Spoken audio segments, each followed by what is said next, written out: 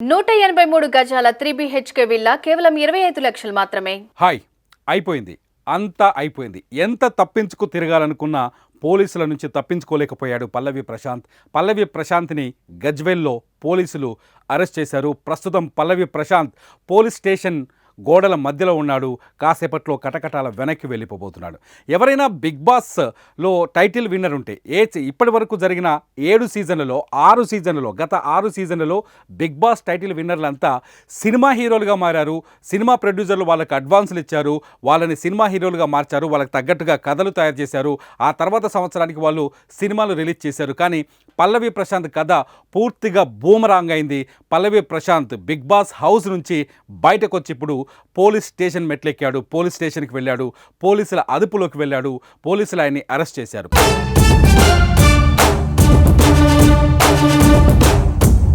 పల్లవి ప్రశాంత్ పైన పోలీసులు కేసులు పెట్టాల్సి వచ్చింది. ఎందుకంటే ఎక్కడైనా సహజంగా చూస్తాం, ఒక మామూలు వ్యక్తి సెలబ్రిటీగా మారిపోతే ఊహించని స్థాయిలో ఆ వ్యక్తికి అహంకారం అనేది కొంత పెరుగుతుంది.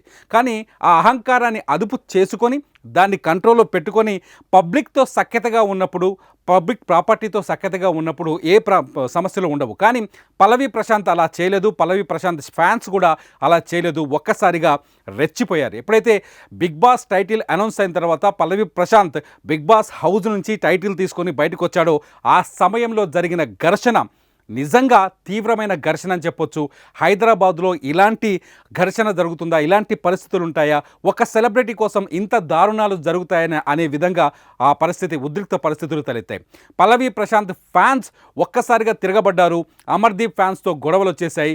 ఎవరైతే ఆ గొడవల్ని ఆపే ప్రయత్నం చేయలేదు పల్లవి ప్రశాంత్. ర్యాలీకి ఏదైతే ఉద్రిక్త పరిస్థితుల్లో కూడా ర్యాలీకి ప్రయత్నించాడు. దీంతో ఘర్షణ మరింత పెరిగిపోయింది.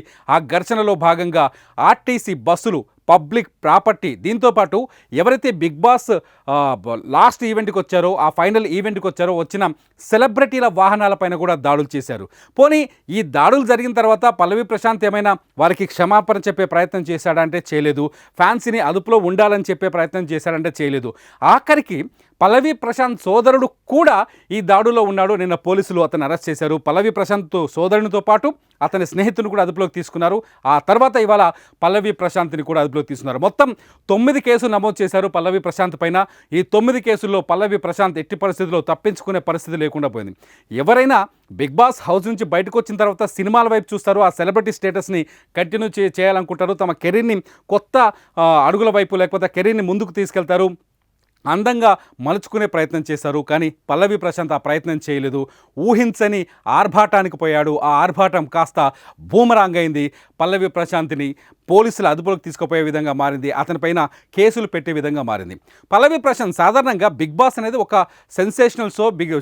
బిగ్ బాస్ కోసం కోట్లాది మంది ప్రజలు రోజు ఓట్లేశారు. పల్లవి ప్రశాంత్ని అనేక మంది ప్రజలు ఓట్లేసి గెలిపించారు. వాళ్ళ అభిమానాన్ని అలా కాపాడుకోవాల్సిన పల్లవి ప్రశాంత్ లేనిపోని అహంకారాన్ని తెచ్చిపెట్టుకున్నాడు. పల్లవి ప్రశాంత్ లాంటి బిగ్ బాస్ సెలబ్రిటీని కవర్ చేయడానికో, లేకపోతే ఆయన్ని ఇంటర్వ్యూ చేయడానికో, లేకపోతే ఆయనతో మాట్లాడించడానికో, లేకపోతే ఆయన ఊరినో, లేకపోతే ఆయన కుటుంబాన్నో మాట్లాడించి వాళ్ళ అభిప్రాయాలను తెలుసుకునే ప్రయత్నాన్ని అందరూ చేస్తారు. ఈ మధ్యలో డిజిటల్ మీడియా నుంచి అనేక ఛానళ్ళు వెళ్ళి ప్రయత్నం చేశాయి. కానీ పల్లవి ప్రశాంత్ అక్కడ ఘర్షణ వాతావరణాన్ని సృష్టించాడు. ఆఖరికి తన గ్రామానికి వెళ్ళిన వాళ్ళపైన కూడా ఘర్షణ వాతావరణాన్ని క్రియేట్ చేశాడు. తన అహంకారపూరితమైన మాటల్ని బయటపెట్టాడు. ఇది కాస్త పల్లవి ప్రశాంత్కి రివర్స్ అయింది. ఇది ఒకవేళ అంటే తెలియకపోవడమా, తెలియనితనమా అనేది పక్కన పెడితే పల్లవి ప్రశాంత్ని ఈ పరిణామాలన్నీ చిక్కులోకి తీసుకెళ్ళాయి. నిజానికి పల్లవి ప్రశాంత్ ఏదైతే ఘర్షణ జరిగిందో, అన్నపూర్ణ స్టూడియో నుంచి ఆయన బయటకు వచ్చినప్పుడు ఘర్షణ జరిగిందో, ఆ ఘర్షణ సందర్భంలో ఖచ్చితంగా పల్లవి ప్రశాంత్ తన ఫ్యాన్స్ని అదుపు చేయాల్సిన బాధ్యత ఉంది. ఎవ్వరూ ఎటువంటి చర్యలకు పాల్పడకూడదని, ఎటువంటి ఉద్రిక్త వాతావరణాన్ని సృష్టించకూడదండి, అందరూ సఖ్యతతో ఉండాలని, ఎవరు ఆగ్రహానికి గురి కాకూడదని పల్లవి ప్రశాంత్ తన ఫ్యాన్స్ని రిక్వెస్ట్ చేయాల్సిన అవసరం ఉండే. కానీ ఆయన ఆ పని చేయలేదు. పల్లవి ప్రశాంత్ పోలీసులతో కూడా వాగ్వాదానికి దిగిన వీడియోస్ ఇప్పుడు వైరల్గా మారుతున్నాయి, కనిపిస్తున్నాయి మనకు అనేక చోట్ల. దీంతో పల్లవి ప్రశాంత్ బిగ్ బాస్ హౌస్ నుంచి ఒక సెలబ్రిటీగా మారుతాడు అనుకుంటే పోలీస్ స్టేషన్లో ఖైదీగా మారాల్సిన పరిస్థితి ఏర్పడింది. పల్లవి ప్రశాంత్ పైన కొంత నెగటివ్ పబ్లిసిటీ కూడా భారీ ఎత్తున జరిగింది. ఉదయం నుంచి కొంతమంది ఎవరైతే హౌస్లో ఉన్నప్పుడు, ఎవరైతే పల్లవి ప్రశాంత్ హౌస్లో ఉన్నప్పుడు ఆయన పైన సింపతి చూపించాడు. చాలా కష్టపడ్డాడు పల్లవి ప్రశాంత్. హౌస్ మేట్స్ని అందరినీ అర్థం చేసుకోవడానికి చాలా కష్టపడ్డాడు. అనేక మంది పల్లవి ప్రశాంత్ పైన హౌస్ మేట్స్ కామెంట్స్ చేశారు, హౌస్ మేట్స్ అవమానించారు. అటు ఒక భూమి బిడ్డ, రైతు బిడ్డ, మట్టిలో పుట్టిన మాణిక్యం అని చెప్పేసి మిగతా ఎవరైతే టీవీ బయట ఉన్నారో, టీవీ సెట్ల బయట ఉన్నారో ఫ్యాన్స్ ఆయనకి అనుకూలంగా మారారు, భారీ ఎత్తున ఓట్లు వేశారు. ఆ ఓట్ల ప్రభావంతోనే పల్లవి ప్రశాంత్ టైటిల్ విజేతగా నిలిచారు. కానీ ఆ విజయం ఎక్కువసేపు నిలబడలేదు. పల్లవి ప్రశాంత్ ఓవర్ యాక్టింగో లేకపోతే తెలియనితనమో ఆయన్ని నెగిటివ్గా మార్చేసింది. పల్లవి ప్రశాంత్ బయటికి రావడంతోనే అతను అహంకారిగా మారిపోయాడనే ప్రచారం మొదలైంది. అతను ఇష్టం వచ్చినట్టుగా మాట్లాడుతున్నాడనే ప్రచారం మొదలైంది. ఆయన మీడియాతో ఎవరైతే ఈ డిజిటల్ మీడియా వాళ్ళు ఉంటారో వాళ్ళందరితో సఖ్యతగా లేడనే ప్రచారం మొదలైంది. తన మాటలు కూడా రికార్డ్ అయ్యాయి. అనేక మంది ఆయన మాటల్ని రికార్డ్ చేశారు. ఇవంతా అయిపోయిన తర్వాత పల్లవి ప్రశాంత్ పైన పోలీసులు కేసులు నమోదు చేశారు. ఏదైతే పబ్లిక్ ప్రాపర్టీ ఆర్టీసీ బస్సులపైన కావచ్చు, లేకపోతే ఇతర ప్రైవేట్ వ్యక్తుల వాహనాలపైన కావచ్చు, సెలబ్రిటీల వాహనాలపైన కావచ్చు దాడులు చేసినప్పుడు ఆ దాడులకు సంబంధించి కొంత వివరణ ఇవ్వాల్సిన అవసరం ఉంది పల్లవి ప్రశాంత్, కానీ ఇవ్వలేదు. దీంతో పోలీసులు కేసులు కూడా నమోదు చేశారు. పల్లవి ప్రశాంత్ని అదుపులోకి తీసుకునే ప్రయత్నం చేశారు. ఈ విషయం ఎప్పుడైతే పల్లవి ప్రశాంత్కి తెలిసిందో అప్పటి నుంచి ఆయన తప్పించుకొని తిరగడం మొదలుపెట్టాడు. కనీసం పోలీసులకు కూడా దొరకకుండా బయటకు వెళ్ళాడు. ఆయన కుటుంబ సభ్యులు కూడా చెప్పారు, పల్లవి ప్రశాంత్ సిద్దిపేట వెళ్ళాడు, లేకపోతే ఇంకో ప్రాంతానికి వెళ్ళాడు, ఆసుపత్రికి వెళ్ళాడని చెప్పుకుంటూ వచ్చారు. కానీ నిజానికి జరిగింది ఏంటి అంటే పల్లవి ప్రశాంత్ పోలీసుల నుంచి పారిపోయాడు. నిజానికి కొద్దిసేపటి క్రితమే పల్లవి ప్రశాంత్ని ఐడెంటిఫై చేశారు పోలీసులు. గజ్వేల్ ఏరియాలో పల్లవి ప్రశాంత్ని పట్టుకున్నారు.